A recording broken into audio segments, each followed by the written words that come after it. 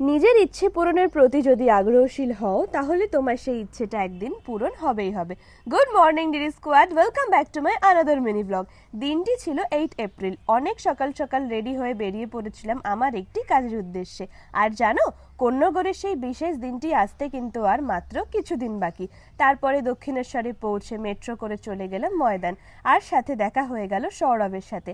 তারপর দুজন মিলে করে নিলাম ব্রেকফাস্ট, যেহেতু আজকের শিডিউলটা খুব বিজি। আশা করি তোমরা দেখে বুঝতেই পারছো যে আমি কোথায় এসেছি। সমস্ত ফর্মালিটিস কমপ্লিট করে আমি বসে পড়ি আমার কাজে। আর হ্যাঁ, এটি কোনো ক্যাম্পেইন ছিল না, এটি ডিরেক্ট ব্র্যান্ডের শ্যুট ছিল। আমার হেয়ার স্টাইলিস্ট ছিল সৌরভ, মেকআপ আর্টিস্ট ছিল গুঞ্জনদি, আর আজকে স্টাইলিস্ট ছিল অর্পণদা। আর আমি কিন্তু এই টিমের সাথে আগেও অনেকবার কাজ করেছি। আর তানিক্সের এই আউটলেটটি ছিল কেমিস্ট্রিতে।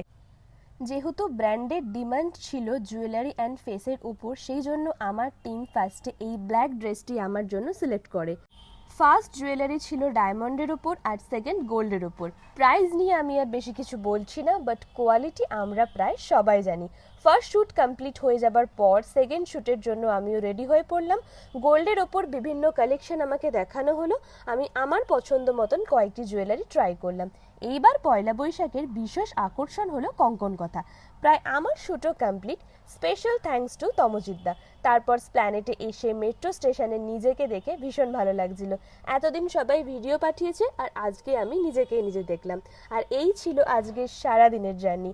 দেখা হবে অন্য কোনো মিনি ব্লগে, ততক্ষণ জানিয়ে ব্লগটা কেমন হয়েছে। টাটা।